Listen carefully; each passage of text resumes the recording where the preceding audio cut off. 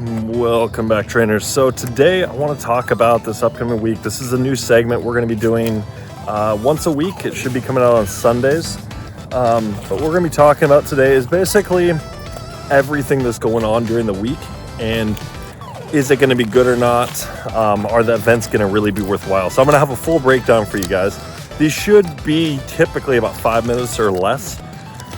So let's just start off. What do we have coming up on Monday? We have Rogan Rolla Max Out Hour. It's going to be a really good one. I'll explain why even more toward the end of the segment here, but essentially, this is our first real good rock type max Pokemon. It is Dynamax, so it's not going to be as powerful as some of the other G Maxes and things like that, but this is going to be really, really crucial to have, especially for this weekend. So this weekend we have Dynamax Ho-Oh coming out. That'll be on a Saturday and Sunday. It's a double event. It's a weekend event. So I'll have more on that here in just a bit, but this is going to be a Pokemon you're definitely going to want to have. Now, what you're going to be looking for the Hundo CP, that is going to be your 100% IVs. You're looking for a 688 IVs on that spread. It's really, really strong. Again, it is a rock attacker. So, and the really great part about all this is it's a tier 1. So you should be able to solo this with anything practically. If you got a Machop, done. You got a Drillbur, probably done. You got a Squirtle, a Bulbasaur. You can see where I'm going with this. A lot of different options you'll have to be able to knock it out.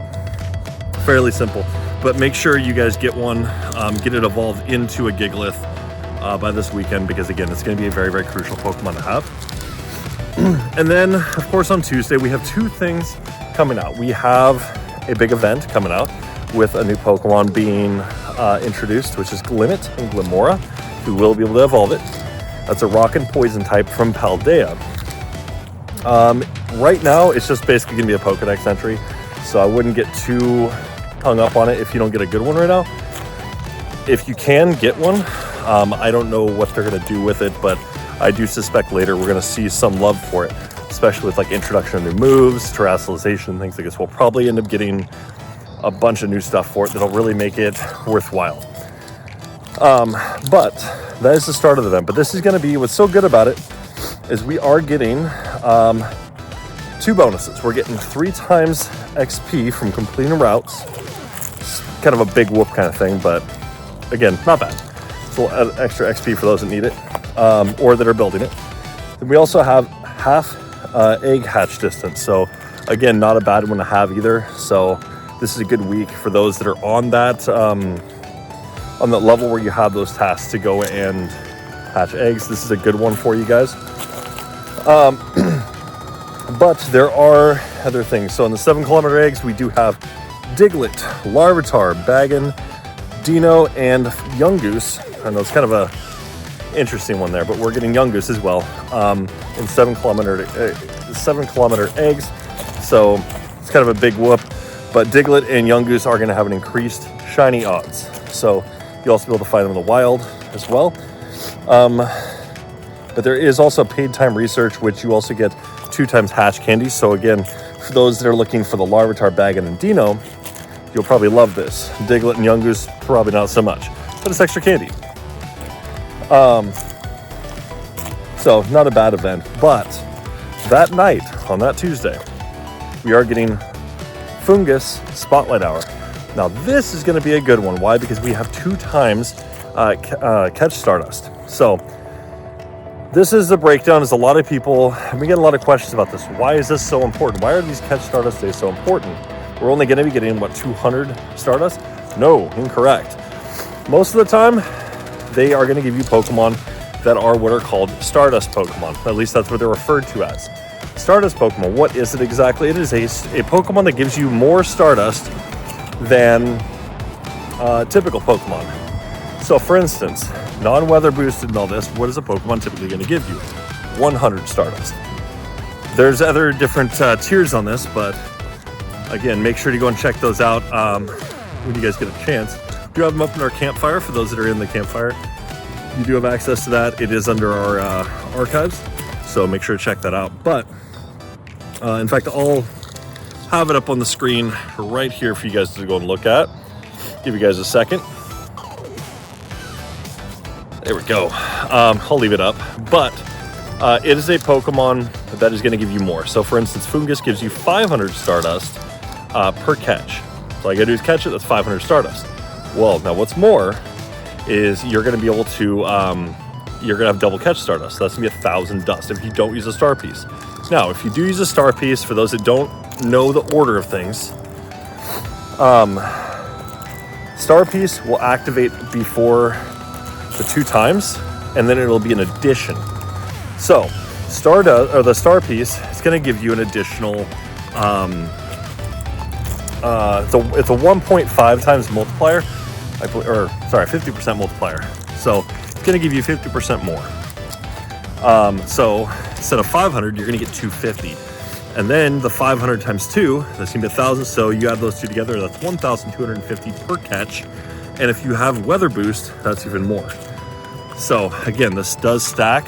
It's nice, but again, make sure you have Mega Pokemon evolved. Get your max level 3s. So for Grass or Poison type, you'll be able to benefit the most from them. Okay, so you're looking at most likely Primal Groudon. That would be a good one for you to go and do. If you guys don't have that, again, Mega Sceptile is a good one as well. All that. Make sure you guys are stocking up, because Fungus, when it evolves into a Moongus, is actually quite fun in Great League. So for those that haven't tried it, good opportunity. So, and I did break it down for you guys. Is on average, people are catching, I know with my community, we have somewhere about 300, but I'm doing our high and our low. So roughly our average right now is about 500 catches on average. Okay. That's what my Campfire personally does, typically per night. Not everybody, but as the average for those I got reports from.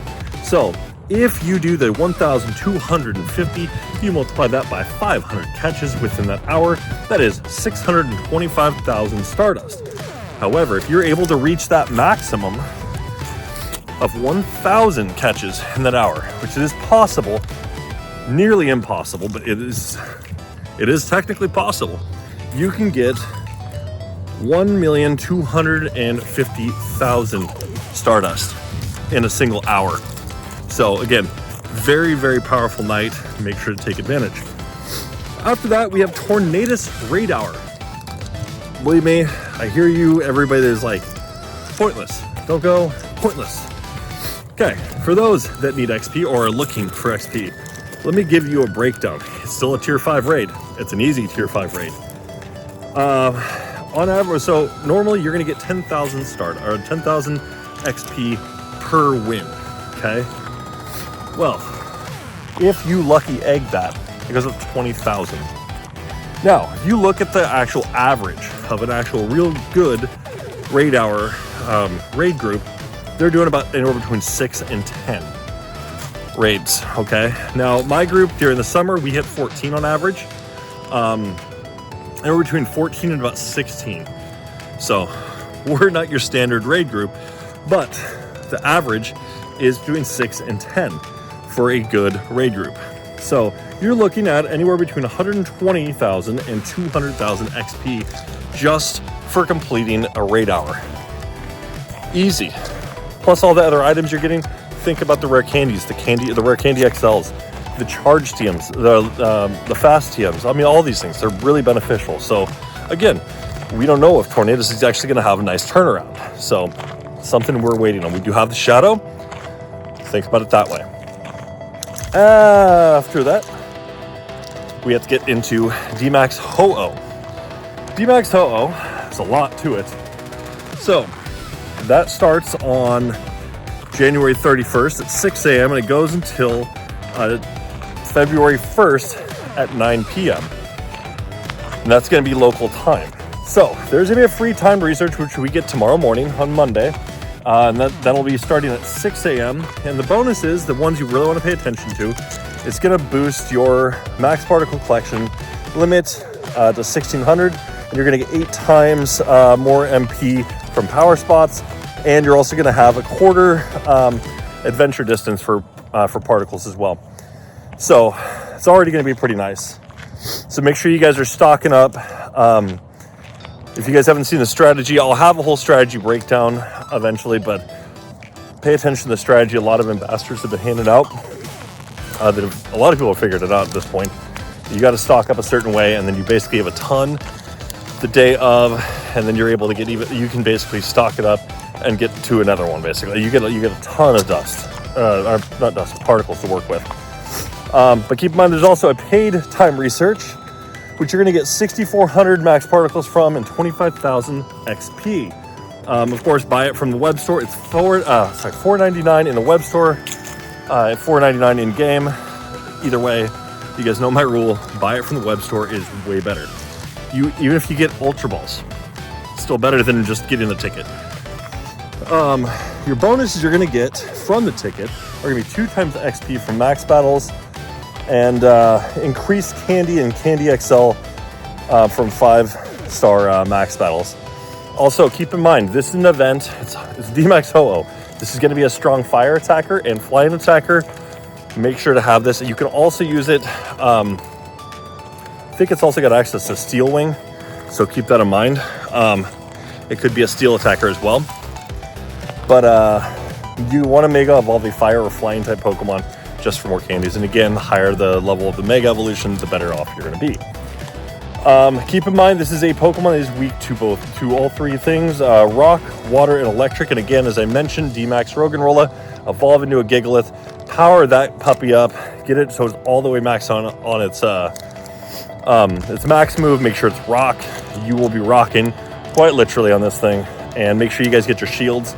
So again, this guy will be able to tank as well. As long as it doesn't use Solar Beam, you are good. It's 100% IV though. It's going to be 2207. So make sure you guys bring that. And as for your best counters on this, we are looking at Gigalith, Inteleon, or Gmax Inteleon, Gmax Blastoise, and Gmax Toxicity. But DMAX for the Gigalith. So something to consider. After that, I want to get you guys prepped because this is going to be the same day as well as as one of the DMAX Ho-Ohs, which is the Kanto and Alolan Vulpix Community Day. Now, this isn't like the last one where they got, I think it was Weather Ball. This time around, they're getting 2 different moves. Now, these are going to be interesting. So the Cantonian Vulpix, when you evolve that, it will get, when it turns into Ninetales, it will get access to Energy Ball. But if you evolve the Alolan Vulpix into Alolan Ninetales, you will be getting yourself Chilling Water. Chilling Water is a new attack. It's actually really fun, but it's an Ice and Fairy type. So this thing, it's interesting, but you're hitting with water. It's great. You do have access to paid time research. That's going to be $1.99. Again, purchase in the web store, significantly better. Your event bonuses, you're going to get 3 times Catch XP, 2 times Catch Candy, 2 times Catch Candy 2 times Catch Candy XL chance for trainers that are level 31 and up. You'll have 3-hour incense, so make sure you use that. All your lure modules are going to last for an hour outside of the golden lure. They never post that, but it's always that way. You're going to get 1 additional special trade. So again, with the special trade we've already got access to, I believe, through this this season. You should have, I believe, 3 special trades that day. Also, speaking on trades are going to cost 50% less during the event. And then, of course, don't forget your Vulpix snapshots. For those especially working towards your medals, that's just extra Vulpix you're going to be able to get anyways. But I believe you get up to 6. So again, that's this week in a quick little snapshot. Pretty good, if you ask me. Again, Glimmet and Glamour are kind of a slight letdown for right now. They do have some wiggle room in Great League, but not a lot. So again, for those looking for their usage in that, you won't see it in raids for sure. It's not good for raiding, but for Great League, you have some wiggle room, just not much. So you'll have to build a team that really, really centers around protecting that thing and utilizing that only when it's necessary. That's how spicy it is. So again, thank you guys for tuning in, and we'll see you guys during the next weekly update.